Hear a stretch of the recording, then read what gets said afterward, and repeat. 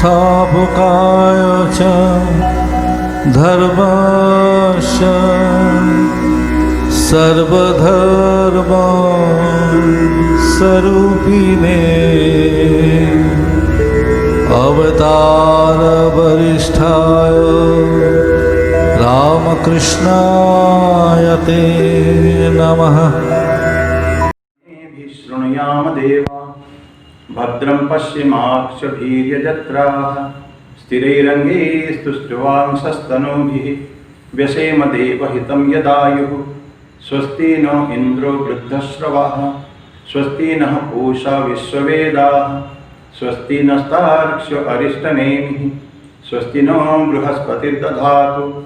ओम शांति शांति शांति। हरि ओम।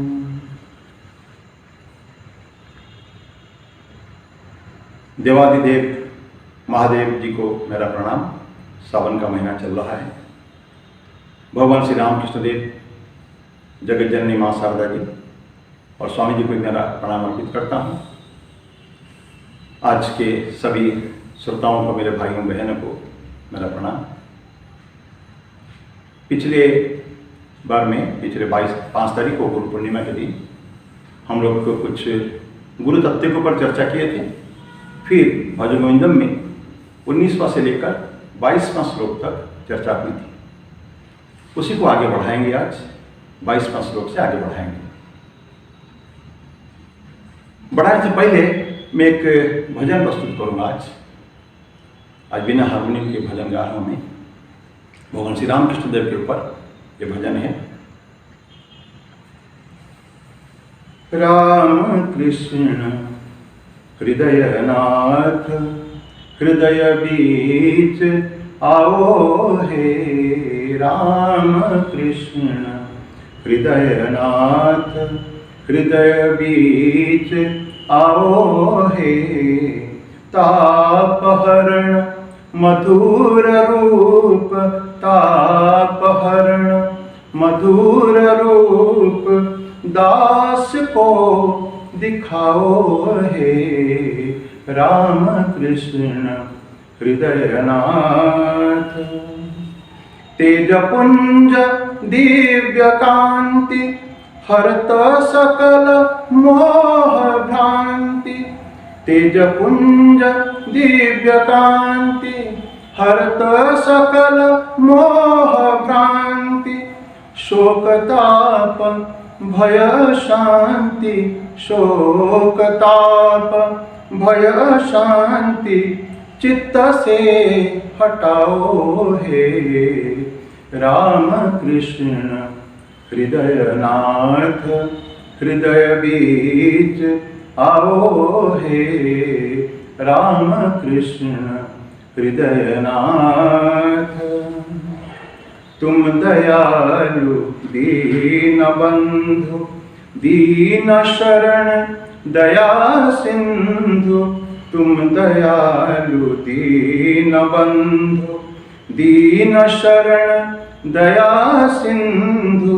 कर प्रदान कृपा बिंदु दीन को तराओ है।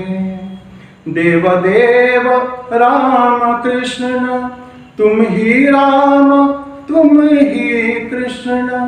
देव देव राम कृष्ण तुम ही राम तुम ही कृष्ण।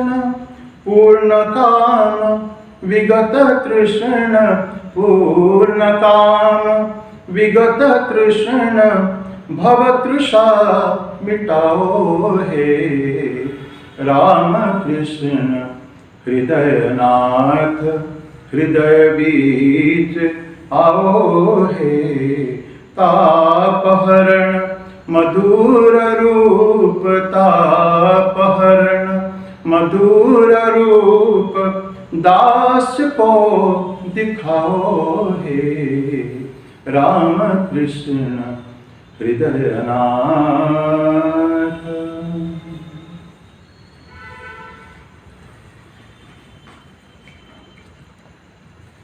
पांच क्लास में 5 सत्रों से हम लोग भजन गोविंदम की चर्चा कर रहे हैं।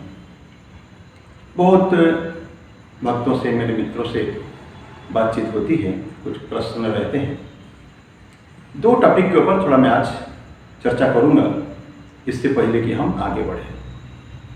प्रथम, हमको बहुत अच्छा लगा, बहुत सारे भक्तों का फोन आया गंगा जी के बारे में। जो मैंने बोला था, गंगा जल लवकणी का पिता। साधारण में हम लोग एक गंगा जल पी लेने को लिटरली सेंस में हम उसको सोचते हैं, जो भगवान आदि शंकर लिखे हैं। लेकिन एक्सप्लेनेशन में मैंने बोला था कि सिर्फ गंगा जल को पी लेना सफिशिएंट नहीं है। और मैंने तब आपको निवेदन किया था, गंगा मीन्स ज्ञान का प्रचंड स्रोत, पूर्ण ज्ञान का स्रोत है, अगाध ज्ञान, जिसको भगवान शिव ने पहले ग्रहण किया, आत्मसात किया, उसमें से कुछ हम लोगों को एक छोटा सा स्ट्रीम में दिया है। तो ये ज्ञान के जो गंगा जो है प्लावित कर रहा है हमारे सारे राष्ट्र को। केवल गंगा जी तो केवल कुछ ही राष्ट्र प्रांत में बह रही हैं, लेकिन सारा हमारी हिंदू संस्कृति को गंगा जी का जो ज्ञान जो है ये हमको परिपुष्ट कर रहा है। तो ये चीज़ कई लोगों को अच्छा लगा है, लेकिन फिर भी ध्यान रहे, कुछ का ये कहना था, और ये मैं मानता हूँ कि ज्ञान तो हमको ऐसा तो हुआ ही नहीं है अभी। जिस ज्ञान की बात हम लोग चर्चा किए हैं या संतों का कहना है, उस ज्ञान की उपलब्धि हमारे में से ज़्यादातर लोगों को नहीं हुआ है, ये विश्वास में करता हूँ। तो फिर क्या करें? लेकिन ठाकुर की बात हम याद आती है, रामकृष्ण देव की। वो कहते हैं कि वृंदावन की माटी, पूरी जगन्नाथ जी का प्रसाद और गंगा जी का जल, ये कोई जल, माटी और प्रसाद नहीं है, ये ब्रह्म है।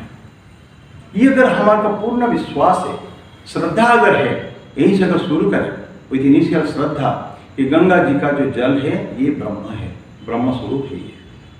पूरी का जगन्नाथ जी का प्रसाद ब्रह्म है, वृंदावन की माटी ब्रह्म है। यहीं से अगर शुरू करें एवं धीरे धीरे धीरे धीरे हम आगे बढ़ें, ज्ञान का आहरण हमको करना पड़ेगा। आध्यात्मिक मार्ग में हम लोग हैं तो हमको ज्ञान आहरण का प्रयास करना पड़ेगा। और धीरे धीरे अगर हमारी श्रद्धा रही, निष्ठा अगर रही, समर्पण अगर रहा, तो यकीन मानिए, विश्वास करें कि उनको ये ज्ञान हमको हो सकता है।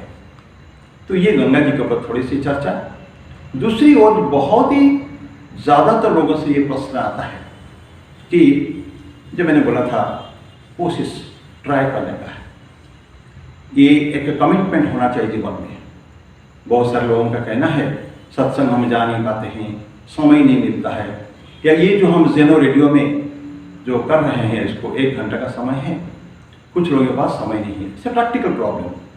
लेकिन मेरा ये कहना है, अगर आध्यात्मिक जगत में हैं हम, रास्ता अगर तय करना है तो पूर्ण विश्वास, समर्पण के साथ, निष्ठा के साथ हमको करना पड़ेगा, अदरवाइज कोई फायदा नहीं है। अभ्यास अभी से करें। कोई भी वस्तु, कोई भी काम ऐसा नहीं है एक्सेप्ट 1 और 2 जिसको हम प्रीपोन या पोस्टपोन नहीं कर सकते हैं। ये अगर सत्संग, ये प्रश्न, ये जगह का सत्संग नहीं है, आगे कोई भी काम, महत्वपूर्ण काम, बड़े बड़े आध्यात्मिक काम आपके सामने आएंगे, वो काम को अगर करने में हमारा निष्ठा है कि ये हमारी, ये दिस इज माई प्रायोरिटी, प्राथमिकता जीवन में हम किसको देते हैं, दैट इज वेरी इंपॉर्टेंट। अगर आध्यात्मिक जो हमारे साधनाएं हैं उसको अगर आप सेकेंड प्रायोरिटी दिया, फर्स्ट में अगर नहीं रखा, तो यकीन मानिए कहाँ भी आगे चल के वो तीसरा चौथा में पीछे जा सकता है। हमको इसको ठीक ठीक अगर हम मानते हैं वो साधक है, तो हमको आध्यात्मिक चर्चाओं को, सत्संगों को, इस स्वाध्याय को, साधनाओं को सबसे पहले रखना पड़ेगा। मैं पूज्य बाबा स्वामी गौतमानंद जी महाराज के छोटे भाई, मैं थोड़ा सी मेरी पुरानी बात बता रहा हूँ कि टी.एन. पार्थसारथी जी इंदौर के रामकृष्ण आश्रम के सचिव रहा करते थे। मेरा जब आना जाना शुरू हुआ है तो वो बोला करते थे, सिर्फ या तो कोई सीरियस एक्सीडेंट या घर में कोई डेथ, इस तरह का कोई 1-2 चीज़ को छोड़कर कोई भी बात ऐसा नहीं है, कोई भी कार्य ऐसा नहीं है जिसको हम आगे पीछे नहीं कर सकते हैं। कभी भी हम बोलते थे पाठचक्र में आना है, आश्रम में सत्संग में आना है, you must come, there is no denying, तुम कोई बहानाबाजी नहीं चलता है। तो मित्रों, हम इसका अभ्यास करें अभी से, शुरू से छोटे छोटे अभ्यास करते हुए संकल्प लें, this is my first priority. ये अगर संकल्प लेते हैं आगे हमको कोई तकलीफ नहीं आएगी। संकल्प कभी बड़ा नहीं लिया जाता है, कहता नहीं कि start with the minimum, practice the easiest, ऐसा संतों का हमको कहना है, स्वामी जी लोगों का कहना है। छोटा सा संकल्प लें, सहज कार्य जो हमारे लिए है उसको हम जब करेंगे, हमारा धीरे धीरे प्रति अपने विश्वास बढ़ेगा हमारे ऊपर, I can do much bigger things also. तो ये दो बातें, बाकी तो बातें बहुत हैं, तो आप लोग सभी प्रैक्टिस करें। ये समय जो है 7:45 to 8:45 आज है, कभी और कल और भी समय हो सकता है, कि किसी भी संत का हो सकता है। ट्राई टू कंसेंट्रेट और to give your first priority to this job, then other jobs will come. ये फिर आपके ऊपर है, डिपेंड करेगा आपके ऊपर, आप किसको प्राथमिकता दे रहे हैं। अब हम यहाँ से आगे चलते हैं, श्लोक नंबर 22 का थोड़ा हमने चर्चा किया था। 22 में रथ्या चरपट विरचित कंथ, पुण्य पुण्य विवर्जित पंथ, योगी योग नियोजित चित्तो, रमते बाल उन्मत्तवत् एव। ऐसा बोलते हैं कि मैं बोला था उसको, ऑलरेडी चर्चा हो चुकी है, कि जो मैन ऑफ रियलाइजेशन, जिसको ईश्वर प्राप्ति हो चुकी है, जिसको भगवान लाभ हो चुका है, उनके लिए उनका जो प्रोप्राइटी ऑन हिज बॉडी, उनका शरीर के क्रिया के ऊपर सारे समाप्त हो जाता है। वो फिर देखता नहीं कि मैं किस अवस्था में हूँ। तो रामकृष्ण देव कहते हैं कि वो 4 अवस्था में जो ईश्वर प्राप्त, ईश्वर लाभ जिनको हो चुका है, बाल अवस्था, बालवत, जड़वत, उन्मत्तवत और पिशाचवत रहते हैं। तो बालवत क्या होता है, ये इसकी चर्चा रास्ते में ज़्यादा नहीं हुई है। बालवत में तो बच्चों का स्वभाव कैसा रहता है कि बच्चे बिल्कुल present, he lives in the present, वर्तमान में जीता है।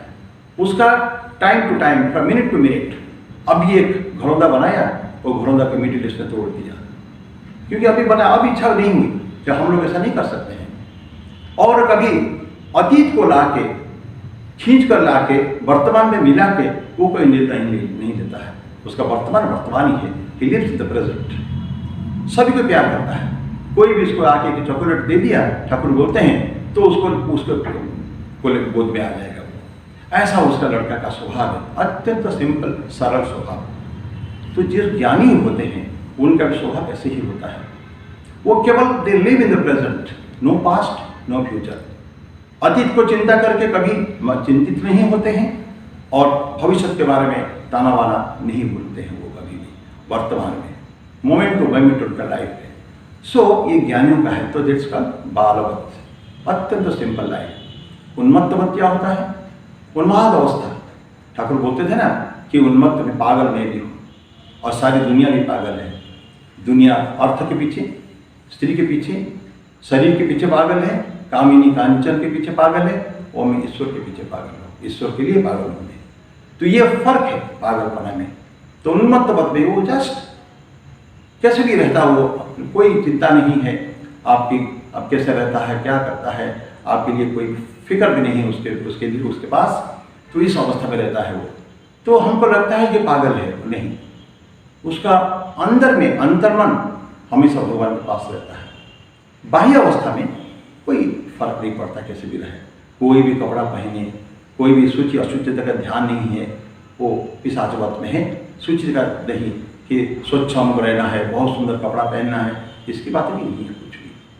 तो ये पिशाचवत हो, उन्मत्तवत हो, और एक जड़वत, जड़ चुपचाप साइलेंटली पड़े रहते हैं, कुछ काम नहीं है, कुछ एक जगह पड़े रहते हैं और आगे पीछे कभी देखना नहीं, कभी उसको। तो इस तरह की वो जड़वत हो गया। तो उन्मत्तवत, पिशाचवत, जड़वत, बालवत, ये जो 4 अवस्थाएं होती है, जैसे उन पागलों का होता है ऐसे ज्ञानी का भी होता है ना।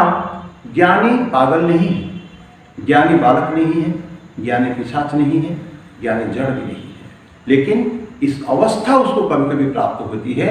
Is like them, like a बालक। ठाकुर पर 5 वर्ष बोलते कि 5 वर्ष के बालक भांति रामकृष्ण देव कभी कभी बैठे रहते थे, कोई कपड़े के ध्यान नहीं है, पूरा निर्वस्त्र है। तो ऐसे अवस्था में उनका कोई ठिकाना नहीं है कि किस अवस्था में है।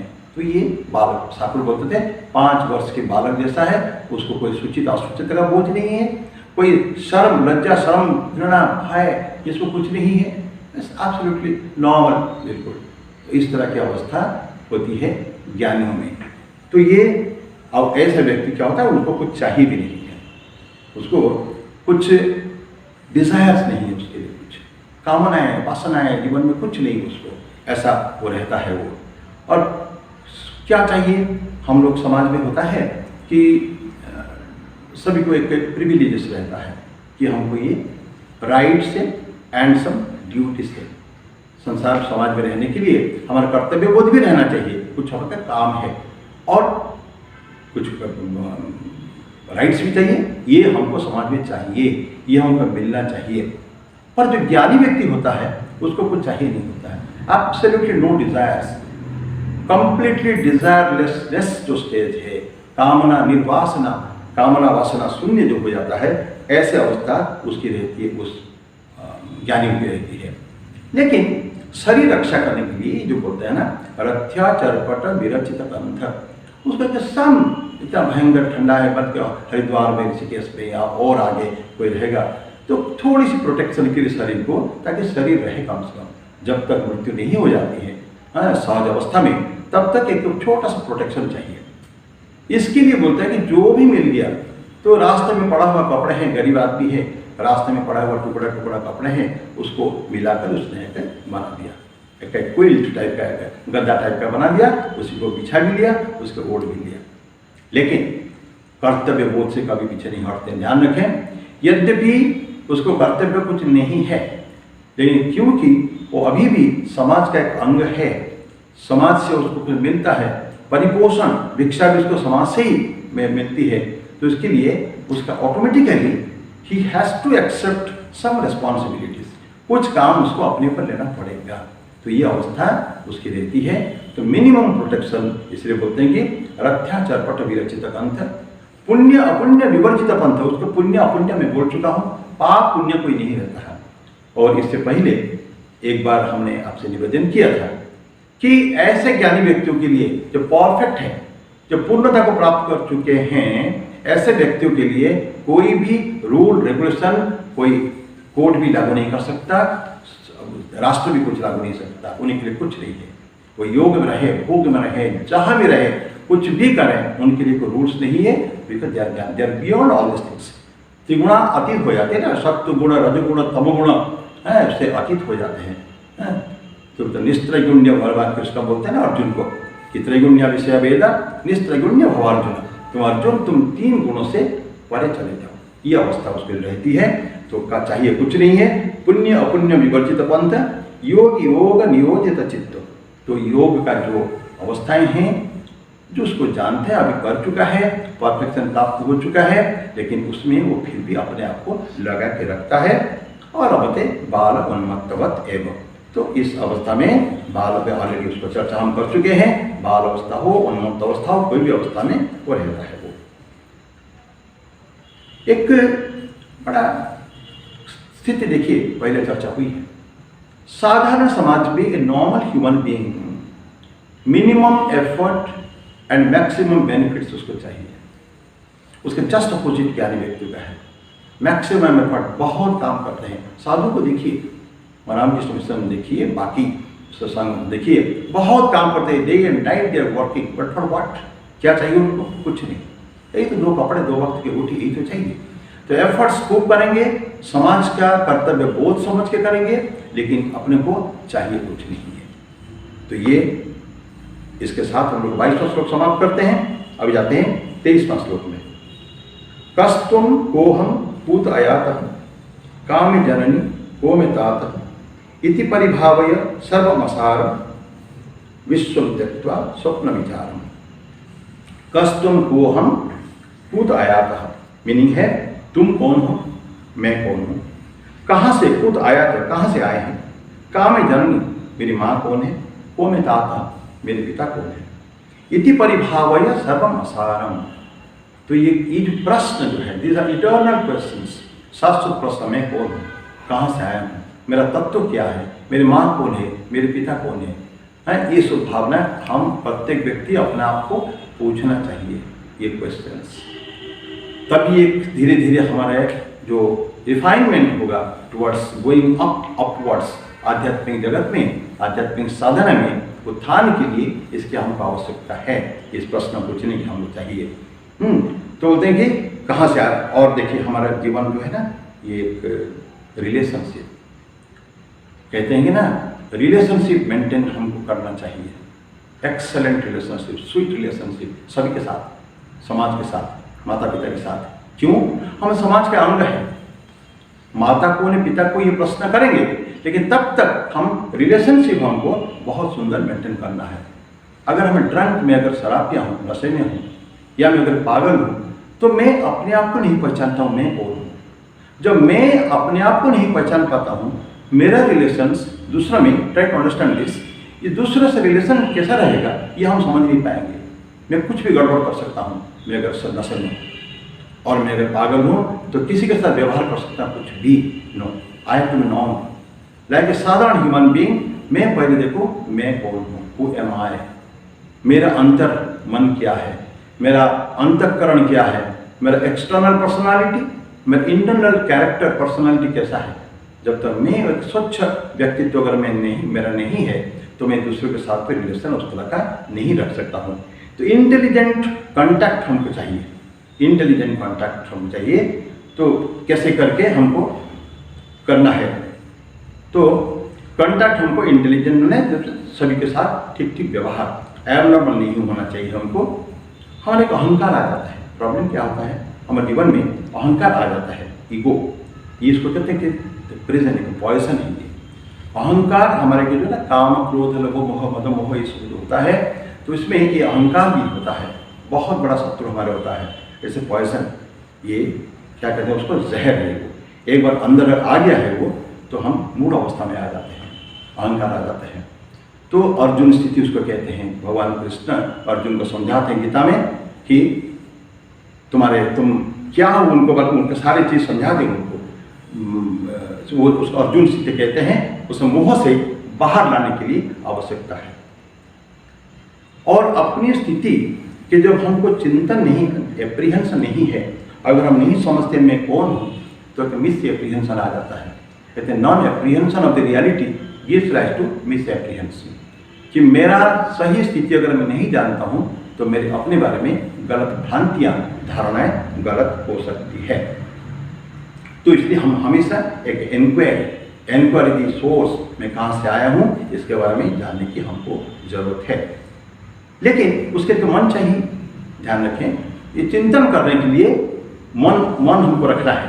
एक चिंतन करने के लिए हम माइंड शुड बी परफेक्ट, मन में स्थिति होनी ठीक चाहिए कि जिसको समझ पाए मन।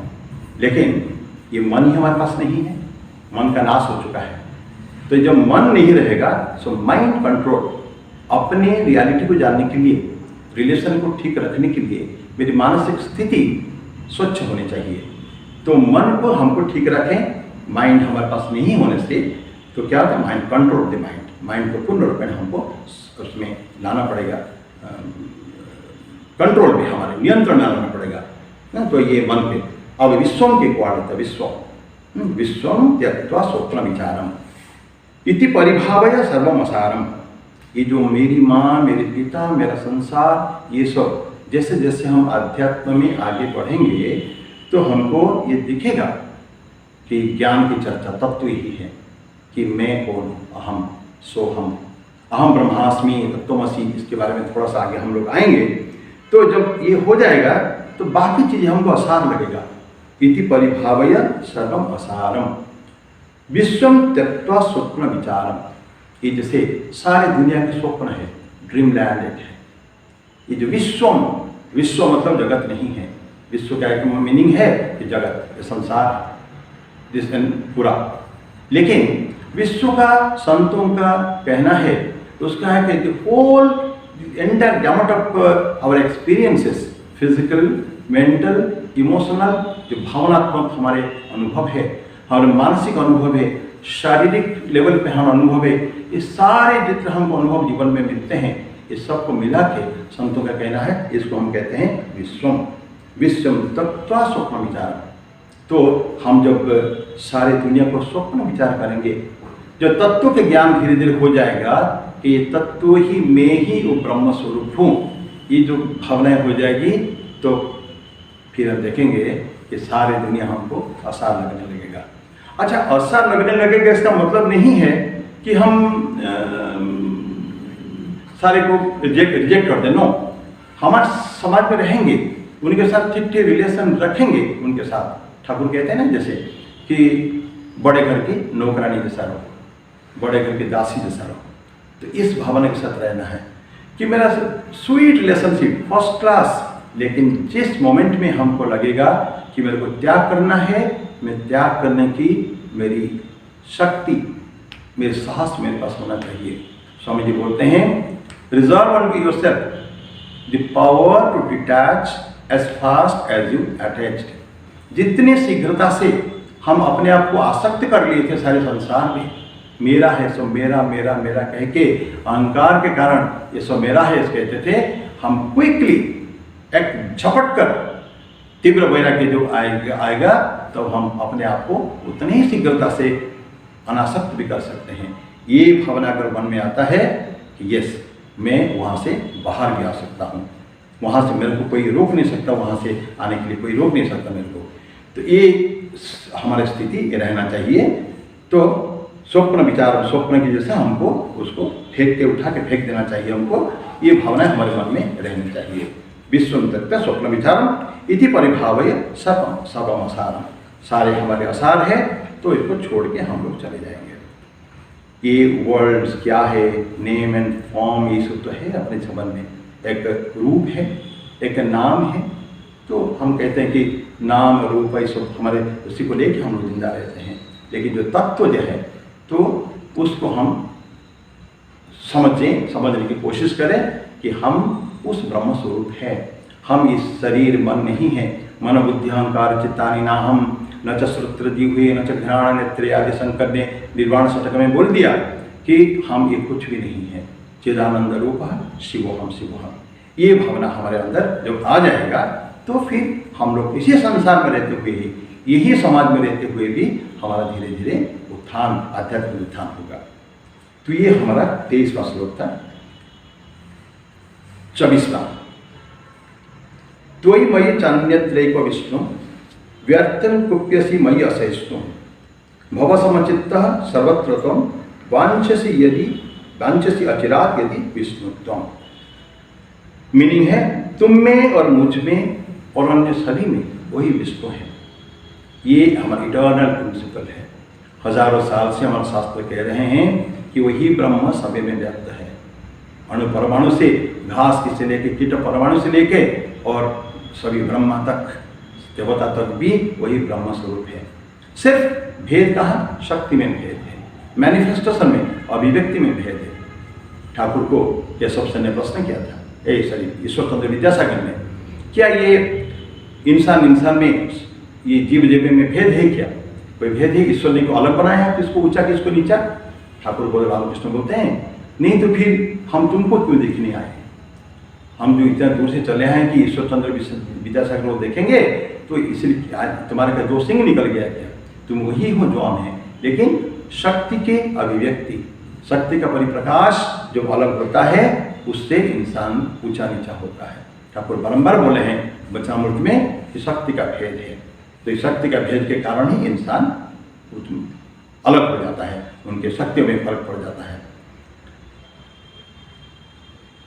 ये जो बोलते हैं कि त्वयि मयि च अन्यत्र एक विष्णु, विष्णु तो जो है या परब्रह्म तुम्हारे हमें सब में है।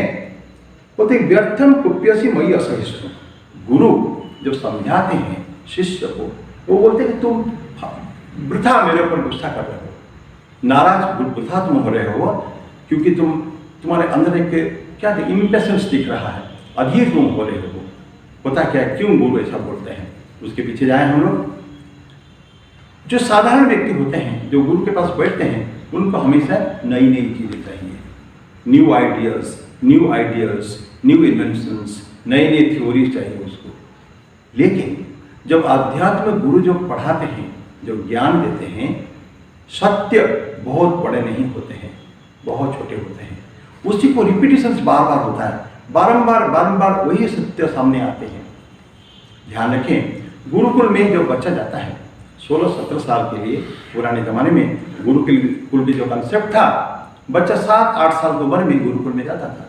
जो जाता था, गुरु उसको बोलते थे सत्यम वद, धर्मम चर, मातृदेवो भव, पितृदेवो भव इत्यादि इत्यादि बोलते थे। शुरू में बिल्कुल तैत्तिरीय उपनिषद का कुछ श्लोक बताते थे। और वही 15-16 साल रहने के बाद जब शिष्य जब वापिस जाता है, जब कन्वोकेशन होता है, लास्ट पार्टिंग जो एडवाइस, तब भी गुरु यही बोलते हैं सत्यम वद धर्मम चर। देखिए, स्वाध्याय प्रवचनाभ्याम न प्रमदितव्यम, स्वाध्याय न प्रमद, इस तरह बोलते हैं। वहाँ एक्स्ट्रा क्या बोलते हैं, अभी जब मैंने पढ़ा, स्वाध्याय एवं प्रवचन बताना, पढ़ना पढ़ाना, gaining knowledge and imparting the knowledge to others, बाकी को भी देने का है। ये तुम्हारे अंदर तो बंद होना चाहिए, इसमें प्रमाद की स्थिति नहीं होनी चाहिए। ये ध्यान रखो तुम। ये एक्स्ट्रा क्यों, उस 15-16 साल में जितना दिन गुरुकुल में बच्चा रहा है, वो बहुत कुछ सीखा है। उसको it is his duty now, जाने के बाद संसार में, समाज में उसको स्प्रेड करे, एक ज्ञान का वितरण करे। अभी आहरण किया है, आहरण का वितरण करते हैं। तो ये ज्ञान, तो ये तभी जाकर गुरु उसको बोलते हैं। तो सत्य वही के वही है, बारंबार रिपीट होती है। कुछ लोग इम्पेशेंट हो जाते हैं, अधारी हो जाता है, धीरज नहीं रहती उनको। तो गुरु ही बोलते हैं डोंट गेट इम्पेशेंट। आप संगीत का देखे होंगे, जो संगीत को सीखने जाता है बड़े गुरु से, वो लगातार वही सारेगामा पाधानिकों पर महीनों चलता है। लेकिन कुछ लोग बोलते हैं गुरुजी मेरे को थोड़ा सिनेमा गाना कुछ बता दीजिए ना, कुछ या कोई भजन सिखा दीजिए। इमीडिएटली 2 दिन 5 दिन आने के बाद, that is something very impatient, अधैर्य स्थिति है वो। गुरु ऐसा मानते नहीं, नो, इससे तुम्हारा कभी उत्थान नहीं होगा, कभी तुम्हारा। तो लेकिन शास्त्र चर्चा में जहाँ अत्यंत गंभीर चर्चा है, गहन विषय है, वो गूढ़तम तत्व उसमें आते हैं, उसमें लेकिन कोई ये नहीं चलेगा कि जल्दीबाजी, शीघ्रता नहीं चलेगी। तो एक गुरु बोलते हैं व्यर्थम कुप्यसी मई असहिष्णु, तुम असहिष्णु, इनटॉलरेंट, तुम मेरे से गुस्सा कर रहे हो, नहीं मत करो, गुस्सा करो, तुमको जानने की जरूरत है। ये सत्य बारंबार रिपीटिशन होने की आवश्यकता है। तो उसका क्या करना क्या है, गुरु शिष्य को क्या करना है, बोलती भव समचित्तम, भव समचित्तम। एक ये होना, समचित्तम मतलब समत्व की स्थिति है। You have to be completely always same, अच्छे में बुरे में। आपको जीवन में हम लोगों को अच्छे एक्सपीरियंस आ सकते हैं, बुरे एक्सपीरियंस भी आ सकते हैं बिल्कुल। कोई संसार में हमेशा सुख नहीं रहेगा, हमेशा दुख भी नहीं रहेगा। सुख आके चला जाएगा, दुख आके वो भी चला जाएगा। हम पढ़ते ना बचपन से, चक्रवत परिवर्तन थे सुखानी च दुखानी च। तो एक व्हील चल रहा है, सच सुख और दुख का। अब सुख ऊपर है, दुख नीचे है, घूम जाएगा, दुख ऊपर आ जाएगा, सुख नीचे आ जाएगा। तो ये जो अवस्था है, तो समझ हम ये हमको ऐसा उस समय में हमको हमेशा समत्व की स्थिति रखना चाहिए। भगवद गीता में 2nd चैप्टर में उसमें 56 श्लोक में, 56वां श्लोक में वो बताते हैं स्थित प्रज्ञा लक्षण में, दुखेषु अनुद्विग्नमना सुखेषु विगत स्पृहा वीत राग भय क्रोध स्थितधि मुनिरुच्यते। बोलते कि दुखेषु अनुद्विग्नमना, दुख आएगा तुम्हारे जीवन में, दुखी नहीं होना, कष्ट नहीं पाना, उसमें don't get agitated, don't get excited. दुखेषु अनुद्विग्नमना सुखेषु विगत स्पृहा, सुख आएगा, कोई प्रॉब्लम नहीं है, लेकिन टेक इट नॉर्मली, साधारण भाव से उसको लेने का है, उसमें विचलित नहीं होने का है, उत्फुल्लित ज़्यादा नहीं होने का है। तो जैसे दुख में जो स्थिति थी, सुख में भी हमारा स्थिति वही रहेगी। सेम इसको कहते हैं समत्वम, समत्वम योग उच्यते। भगवान कृष्ण गीता के 2nd चैप्टर में बोलते हैं कि समत्वम योग उच्यते। तो ये गीता समत्व same condition, equanimity of mind बोलते हैं उसमें ना। दुख सुख में, दुखे सुखे समय कृत्या लाभालाभो जया जयो, ये भगवान कृष्ण बोलते हैं। बहुत सुंदर चैप्टर 2nd चैप्टर है, सांख्य योग जो है, तो सांख्य योग। तो बोलते हैं कि तुमको समत्व की स्थिति चाहिए। तो और भी गीता में ऐसा कि नित्यम समचित्तत्वम इष्ट अनिष्ट उपपत्तिषु, बोलते कि इष्ट हो अनिष्ट भी हो, हमारे साथ डेंजर भी आ सकता है, हमारे साथ अच्छाई भी आ सकती है। जीवन यात्रा है मित्रों, यात्रा है ये, यात्रा में कुछ भी हो सकता है हमारे साथ। तो you have to be absolutely what to say detached ये सब चीज़ से, सारे चीज़ से। अच्छा भी आए तो भी सहन करेंगे, बुरा आए तो भी सहन करेंगे। भगवान श्री राम को जब डिक्लेयर कर दिया गया कि अब राज्याभिषेक होना है, राम जी का कोई परिवर्तन नहीं हो। जब उनको इमीडिएटली कुछ समय के बाद माता कैकेयी बोलती है तुमको जंगल जाना है, वनवास 14 वर्ष के वनवास जाना है, तब भी उनको कोई तकलीफ नहीं। सेम कंडीशन, ऐसा शास्त्र रामायण हमको कहता है कि इस अवस्था में तो हमको प्रत्येक को इस समचित्तत्व, सारे जो जीवन में एक्साइटमेंट्स एजिटेशंस जो होता है उसका जो एंटीडोट या उसका जो निदान है वो यही है समचित्तत्व। और क्यों चाहिए हमको? बोलते भव समचित्त सर्वत्र तुम, हर जगह जहाँ भी जाओगे तुमको समचित्त होना पड़ेगा। क्यों? वांछसी अचिरात यदि विष्णुत्वम, विष्णुत्वम तुमको चाहिए। विष्णुत्व मतलब ब्रह्म की स्थिति, ब्रह्म अवस्था, वो हाईएस्ट नॉलेज या ईश्वर लाभ, भगवान लाभ, जिस नाम से हम उसको पुकारें, जो हमारा अंतिम लक्ष्य है। भगवान श्री रामकृष्ण देव कहते हैं कि मनुष्य जीवन का लक्ष्य है ईश्वर प्राप्ति। तो ईश्वर प्राप्ति के लिए तो लव, प्रेम, ईश्वर के साथ प्रेम से रहना का है, समाज में रहने का है। सब कहीं हमको कोई तकलीफ नहीं होनी चाहिए। तो हमको विष्णुत्व अगर चाहिए तो हमको समचित्तत्व हमको चाहिए हमेशा। जीवन में एक प्रेम आदान प्रदान होना चाहिए, बहुत जरूरत है टू नो लव। जब प्रेम क्या होता है, प्रेम हम लोग नहीं समझ पाएंगे, इट्स वेरी डिफिकल्ट। ठाकुर बोलते हैं प्रेम तो गोपियों को हुआ था। तो समचित्तत्व भी रहेंगे और उसमें अच्छा बुरा के साथ रहना है और सबके साथ प्रेम भाव भी हमारा रहना चाहिए। तो ये हम ध्यान रखें कि ये जीवन में बुराई आ सकती है तो लेकिन हमको सबके साथ प्रेम से रहने का है। और क्या हमारे जीवन में ऐसा होता है ना कि एक्सपीरियंसेस पूरा आता है, ऑब्जेक्ट्स जो होता है ना, बाहर के ऑब्जेक्ट होते हैं, उसी से हमारा कनेक्शन है। इंटर को अंदर अंत नहीं देखते हम लोग, बाहर की अवस्था से हम एफेक्टेड हो जाते हैं। अगर हमको अट्रैक्ट करता है, आकर्षण, कोई अच्छी चीज़ आए हमको आकर्षित करता है, कुछ बुरी चीज़ आए हमको रिपेयर करता है, हमको अच्छा नहीं लगता है। तो ये भाव से बाहर जाने के लिए हमको बोला जाता है। और उसके लिए हमको कुछ ये अवस्था को हमको ठीक ठीक बना रखने के लिए 3-4 चीज़ें हमारे संत बोलते हैं। नंबर 1 है डेडिकेटेड एक्शन, अपने आप को सही स्थिति में रखने के लिए या सबसे प्रेम के भाव से रहने के लिए एक्शन, कर्म हमारा होना चाहिए समर्पण के भाव से, डेडिकेटेड एक्शन। नंबर 2 भगवान के प्रति भक्ति, डिवोशन, ये हाईएस्ट भक्ति की भावना हमेशा रहनी चाहिए भगवान के प्रति, क्योंकि सब कुछ वही तो कराते हैं हमारे से। गुरु भगवान ही हमारे सर्वस्व है, तो सर्वस्व समर्पण उनको कर देते हैं, काम भी उन्हीं को समर्पित है और भक्ति भी उन्हीं को करना है। मानव की सेवा थर्ड है, मानव की सेवा, service of the Mankind. Why? Again that is out of love. ये प्रेम के कारण है कि हम सभी को प्रेम करते हैं, सभी अपने हैं। पिछले बार मैंने बोला था उस रियल वर्शिप में स्वामी जी बोलते हैं कि प्रत्येक भगवान के सभी संतानों को ईश्वर समझ के पूजा करो। जीसस क्राइस्ट बोलते हैं तो जो मेरे को जो you can know the father through the son, if you want to serve the father you serve the son. तो ये सभी धर्मों में बात है कि ये तो service of the Mankind. Number 4 highest जो तत्व है, तत्व की बात कभी कभी हम करते हैं, उसकी चिंता हमेशा मन में रहना चाहिए।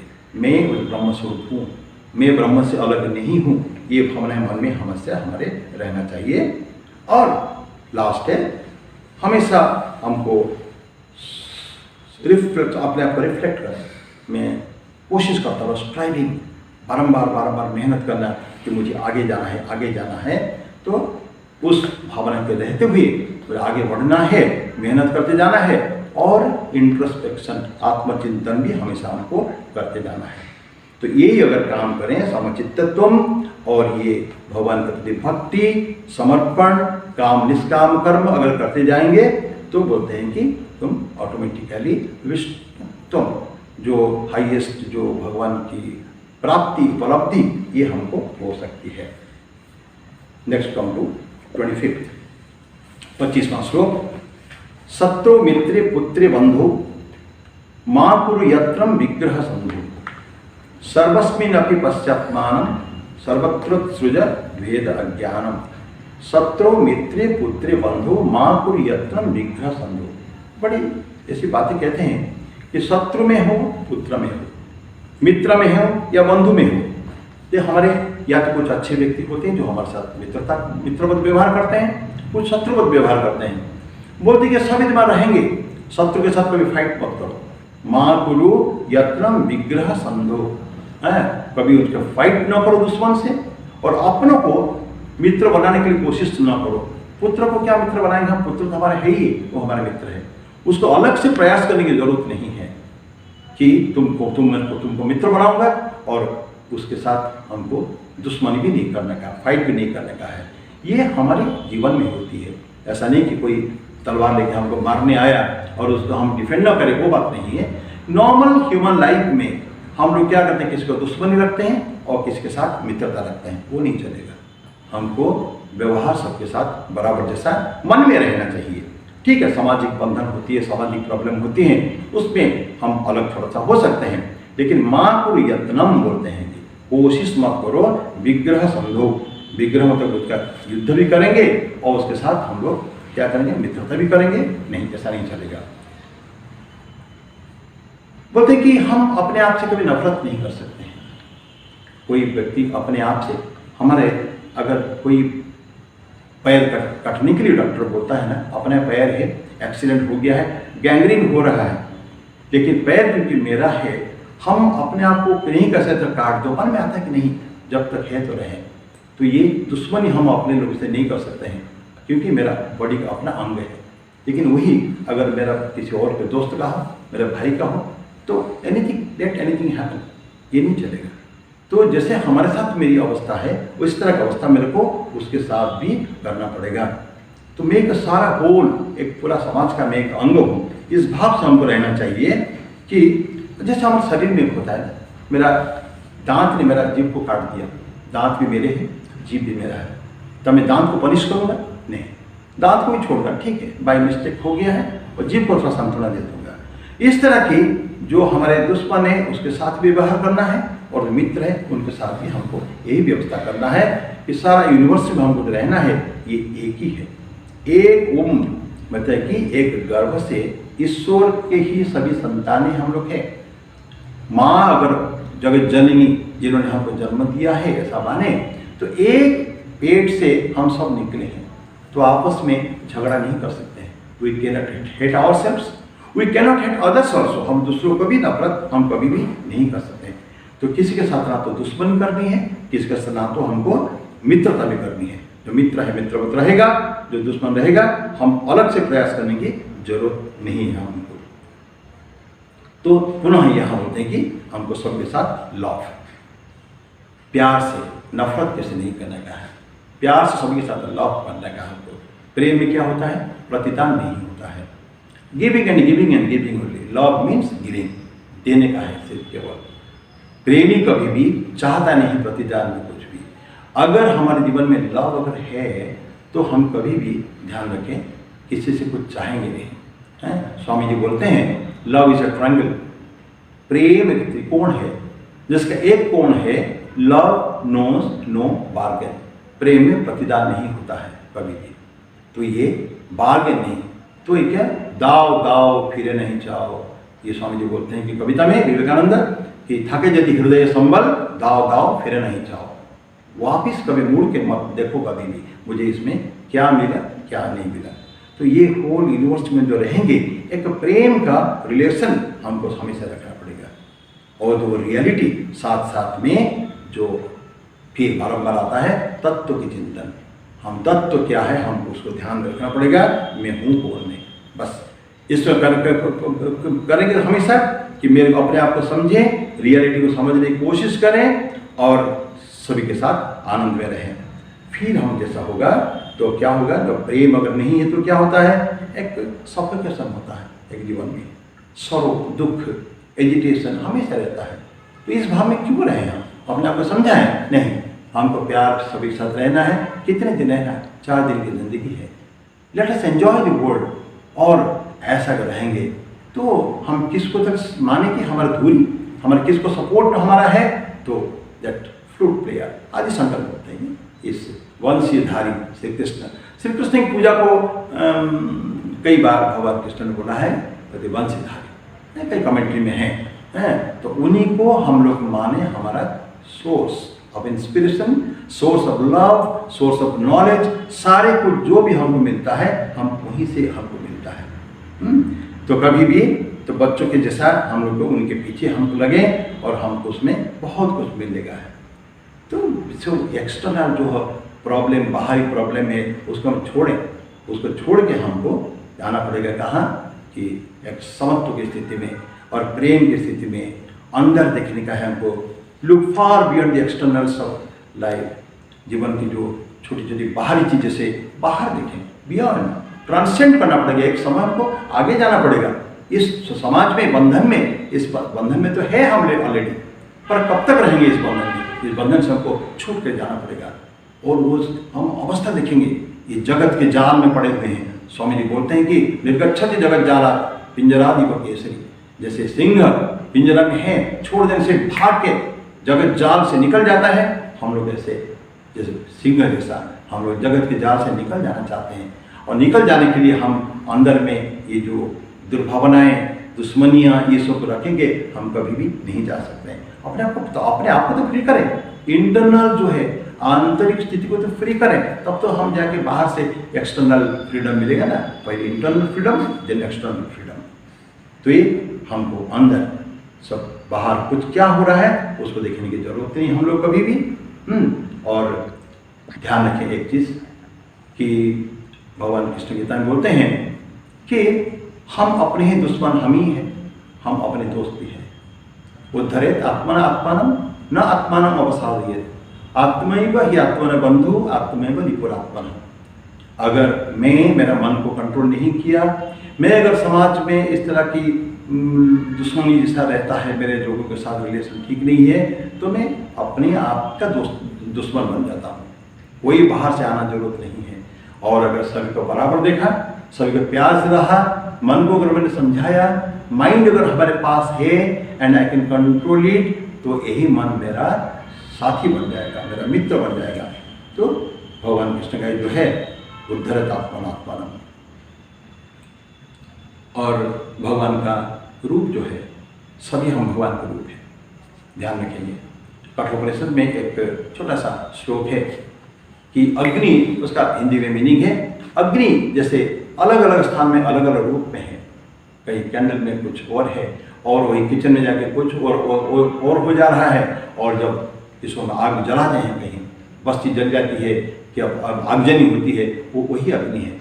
ये अग्नि अथेव भुवनम प्रविष्ट रूप रूपम प्रतिरूपम बभूव। बोलते कि जैसे अग्नि विभिन्न जगह, सारा जगत में व्याप्त है, अलग अलग रूप में है, उस तरह की तो सर्व अंतरात्मा जो है, हमारा आत्मा जो है, वो भी विभिन्न भूत में, हमारे जैसा इंसान में कई लाखों योनियों में वो है, अलग अलग भूत में है, लेकिन प्रिंसिपल इज द सेम। एक ही प्रिंसिपल है वो, ये कठोपनिषद का है।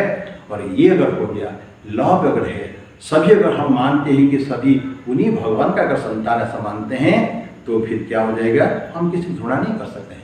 इस उपनिषद में बोलते हैं ततो न विजुगुप्सते, तो यस्मिन् सर्वाणि भूतानि, जो सारा भूतों में अपने आप को देखता है और अपने में सारे जीवों को देखता है, वो व्यक्ति के लिए क्या मोह है, क्या सुख है, तो कभी भी किसी को घृणा, नफरत नहीं कर सकता। ठीक है, only love and love and love. मित्रों, मैंने बहुत पहले एक पुस्तक पढ़ा, बहुत पहले नहीं, एक बहुत सुंदर किताब है, किताब मिर्दात, इंग्लिश में है द बुक ऑफ मिर्दात। किसी आश्रम में गया था, उस आश्रम में ये पुस्तक मिला। उसके बाद पुस्तक मैंने बहुत कॉपियाँ खरीद कर लोगों को बांट चुका हूँ। It's a wonderful book. किताब मिर्दात, उसका हिंदी में ट्रांसलेशन है। लेबनान के एक राइटर थे मिखाइल नाइमी, उन्होंने लिखा है उसको। वो लिखते हैं कि यह लव एक कण भी ऐसा अगर सर देखो हम कर नहीं पाते, ऑनेस्टली स्पीकिंग, ऑनेस्टली मैं बता रहा हूँ, आप लोग करते होंगे, बोलते एक कण संसार में भी आप इसको नफरत नहीं कर सकते। अगर नफरत किया, एक कीड़ा, मिखाइल नाइमी बोलते हैं, एक कीड़ा भी आपके जीवन में जहर घोल सकता है।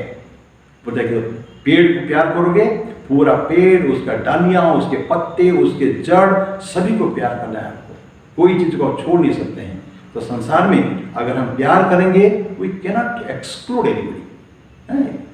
बाहर, मेरे से बाहर कोई है वो नहीं है, सब हमारे अंदर है। So beautiful concept. Swami ji का जो डेफिनेशन अबाउट मैन, मनुष्य के बारे में ये है कि man is an infinite circle whose circumference is nowhere but center is located in one spot। मनुष्य, मैं तो मनुष्य हूँ, मेरा जो परिधि है, मेरी सीमा रेखाएं नहीं है कोई भी, असीम वृत्त है। मैं एक सर्कल, एक वृत्त हूँ, वृत्त में एक परिधि होती है, एक सीमा रेखा बोलती है नहीं, इट्स एन इनफिनिट सर्कल। ये कोई इसका कुछ पता नहीं सीमा रेखा कहाँ है, लेकिन केंद्र बिंदु मेरे अंदर है बस।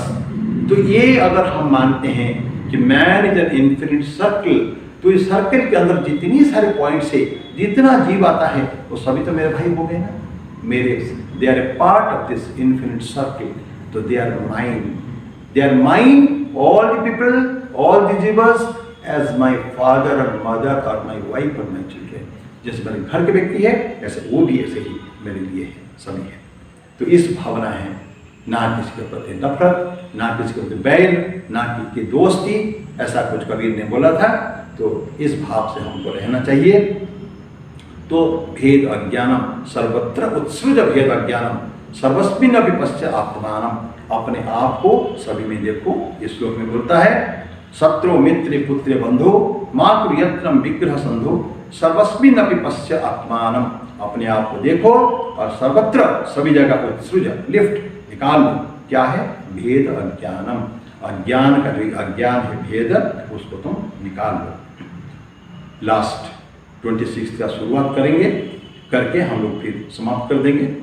आज 26वां श्लोक है, कामम क्रोधम लोभम मोहम त्यक्त्वा आत्मानं पश्यति सोहम आत्मज्ञान विहीन मूढ़ा ते पच्यन्ते नरक निगूढ़ा।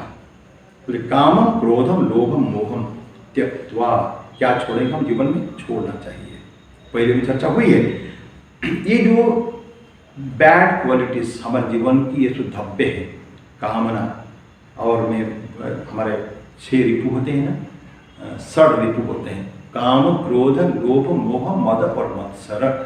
कामना, लोभ, क्रोध और मद, मदमन अहंकार, और मोह डेल्यूशन, और मत्सर मतलब ईर्ष्या, जलन होता है ना दूसरों की सक्सेस में हम जो जलना, दिस वेरी बैड।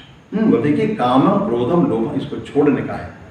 त्यक्त्वा आत्मानं पश्यति सोहम, जब इनको छोड़ देंगे, इसके बारे में और आगे चर्चा करेंगे फिर अगले बार में। त्यक्त्वा आत्मानं पश्यति सोहम, ये सब को छोड़ के क्या करूँ मैं? सोहम। तो हम जब सारे ये खत्म हो जाएगा, पुनः बताओ, जब सभी लोग एक जैसा हो जाएंगे, तो जब हम we are reaching the target, हमारे जीवन का जो लक्ष्य, तो हम क्या बोलेंगे कि ये मेरे से डिफरेंट, ये नहीं बोलेंगे ये मैं ये हूँ, वो मेरा भाई है। नो, स अहम, मैं वही हूँ, मैं अहम सोहम, अहम ब्रह्मास्मि, मैं ब्रह्म हूँ। अगर मैं ब्रह्म हूँ तो तुम भी ब्रह्म हो, तत्त्वमसि। अयम आत्मा ब्रह्म, ये आत्मा ही ब्रह्म है। प्रज्ञानम ब्रह्म, 4 हमारे वेद में, 4 वेद में 4 वाणियाँ हैं ये, तो प्रज्ञानम ब्रह्म है ऋग्वेद में, इस तरह से 4 वेद में 4 है, महावाक्य उसको बोलते हैं। तो ये जीवन में लक्ष्य जब तय हो जाएगा ना कि सोहम अहम ब्रह्मास्मि तदस्मि, मैं फिर ढूंढने नहीं जाऊँगा कि मैं कौन हूँ और बाकी कौन है। जो भगवान है, ईश्वर है, वही मैं हूँ। तो तत् अस्मि सह अस्मि, मैं स अहम, मैं वही हूँ। और फिर कोई पूछेगा तो मैं कौन हूँ, तो तुम भी वही हो।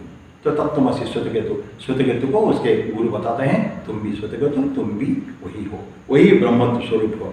तो ये जो भावना है, लेकिन उसके लिए पहले काम क्रोध लोभ मोह मद मत्सर सबको छोड़ना पड़ेगा। एंगर, ग्रीड, डेल्यूजन, ये सब जो रहेगा तो हमारे विघटन हो जाता है, बिखर जाता है पर्सनैलिटी, हमारा व्यक्तित्व बिखर जाता है। और अगर जब तक ये ज्ञान हमको नहीं हो, तो सच्चाई का ज्ञान, पुनः बताओ, हकीकत सच्चाई जो है, जब तक उसकी रियलाइज हमको नहीं होता है, हमको भ्रांतियाँ होती हैं, है? तो हम जान नहीं पाते वो कौन है वो। लेकिन एक बार देख लिया ना वो, ये दिस इज मैं यही तो चाहता था। मैं एक छोटा सा उदाहरण देता हूँ, बहुत सुंदर उदाहरण है। राधा जी की बात को बताऊँ आपको। श्री राधा जी खड़ी हैं यमुना किनारे, किसके लिए? भगवान कृष्ण का को देख रहे हैं कि कब आएंगे, वो नहीं आ रहे हैं, एकदम व्यग्र हो रही है बिल्कुल। मानसिक स्थिति आप जानेंगे, हम समझ नहीं पाएंगे मित्रों। राधा जी का जो प्रेम है, ठाकुर कहते हैं प्रेम सिर्फ गोपियों को हुआ था, ये चैतन्य देव को हुआ था, गोपियों को, और राधा तो उसके ऊपर सुप्रीम है बिल्कुल। जो प्रेम आजकल कृष्णा सीरियल में से दे रहा है, व्हाट ए ट्रेमेंडस प्रेम है। जब उद्धव आते हैं, ब्रजगमन होता है उद्धव जी का, और क्या तो महाज्ञानी होके जाते हैं, और जो वापिस आते हैं महाभक्त बन के चले जाते हैं। डायमेट्रिकली अपोजिट उनका ट्रांसफॉर्मेशन ऑफ पर्सनालिटी के, व्यक्तित्व में, उनका बुद्धि में, उनका जो होते परिज्ञानी से एकदम भक्त में परिवर्तन। कैसे? वो देखते हैं किसको? गोपियों को देखते हैं। कभी कल्पना नहीं किया था कि गोपियों को इतना ट्रांसफॉर्म कर सकती हैं, लेकिन जो जाते हैं भगवान कृष्ण को मिलते हैं, कृष्ण बोलते क्या हुआ उद्धव, तुम तो महाज्ञानी बन के गए थे और आगे महाभक्त बन के गए, तो क्यों ऐसा हुआ? प्रेम के कारण। तो राधा जी खड़ी हैं वहाँ, किसके? रास्ता देख रहे कृष्ण के, व्यग्र है, सोचती है। उस समय में पीछे से कोई आके उसके आंखों को बंद करता है, और हाथ किसी महिला का नहीं है, नारी का हस्त नहीं है, तो समझ नहीं पाती कौन आया। बीच में उससे कर्सेस, अभिशाप देती है, गालियां देती है, और गुस्सा भी करती है, कौन है करके। लेकिन जब से डिस्कवर्स फाइनली, ये तो हाथ उन्हीं के ही हाथ है जो मेरे आंखों का भीतर बंद किया था, जो जिसकी प्रतीक्षा में यहाँ कब से कर रहे हुए। तो अभी तक राधा जी को क्या चाहिए था? वो कृष्ण से अलग थी, कृष्ण को इंतजार करती थी, लेकिन अब वही आ गए सामने। जो कृष्ण जो आ गए सामने, बस सारे प्रॉब्लम्स, ना कोई गुस्सा है, ना कोई क्रोध है, ना कोई अभिशाप, कर्ष है, कुछ नहीं है, बस एब्सोल्युटली दिस इज मिलन। ये आत्मा परमात्मा का जो मिलन है।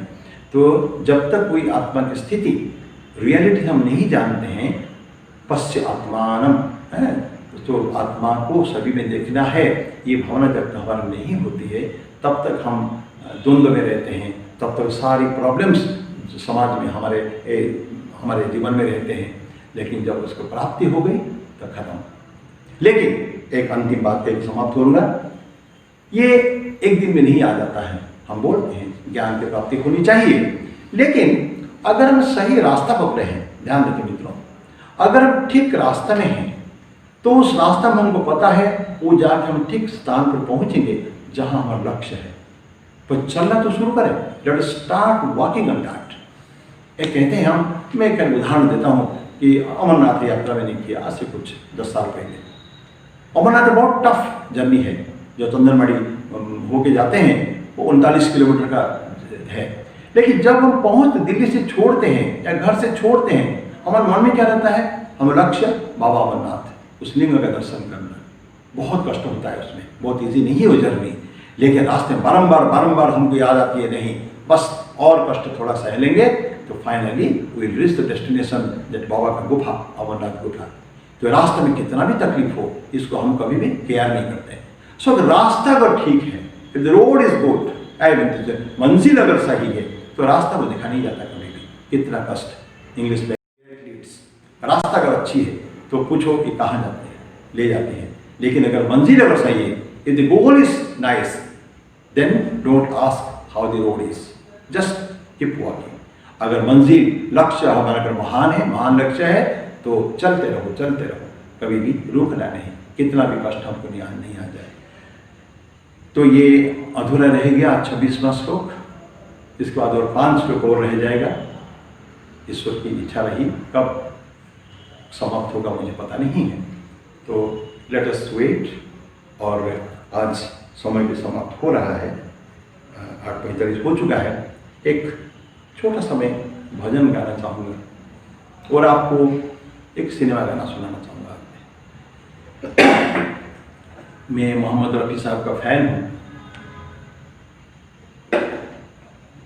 तो उनका एक बहुत सुंदर भजन है, अमर पिक्चर का मैं आज वही सुनाऊंगा। भजन तो कोई भी सुना सकता था, लेकिन आज याद आया कि ये इसको भी गाया जाए। इंसाफ का मंदिर है, ये भगवान का घर है। 2-3 मिनट एक्स्ट्रा लगेगा। इंसाफ का मंदिर है ये, भगवान का घर है। इंसाफ का मंदिर है ये, भगवान का घर है। कहना है जो कह दे तुझे, किस बात का डर है।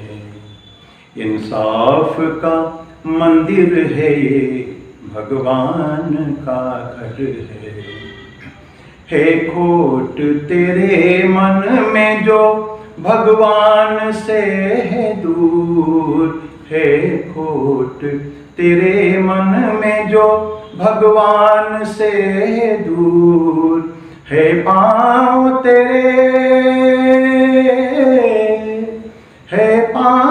तेरे फिर भी तू आने से है मजबूर, आने से है मजबूर। हिम्मत है तो आ जाइए, भलाई की डगर है। इंसाफ का मंदिर है, भगवान का घर है पास तेरे जिसकी अमानत उसे दे दे, है पास तेरे जिसकी अमानत उसे दे दे। निर्धन भी है इंसान, मोहब्बत उसे दे दे, मोहब्बत उसे दे दे। ये सोच ले हर बात की दाता को खबर है। इंसाफ का मंदिर है, भगवान का घर है।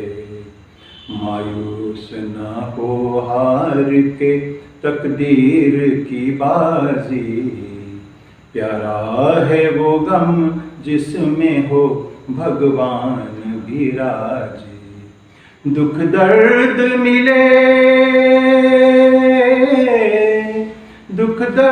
मिले जिसमें वही प्यार अमर है, वही प्यार अमर है। जिस दर पे सभी एक हैं, बंदे ये वो दर है। इंसाफ का मंदिर है, भगवान का घर है। इंसाफ का मंदिर है, भगवान का घर है।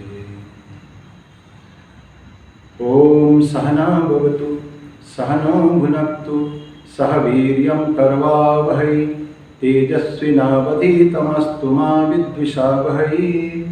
ओम शांति शांति शांति। हरि ओम तत्सत्। श्री राम कृष्णार्पणमस्तु।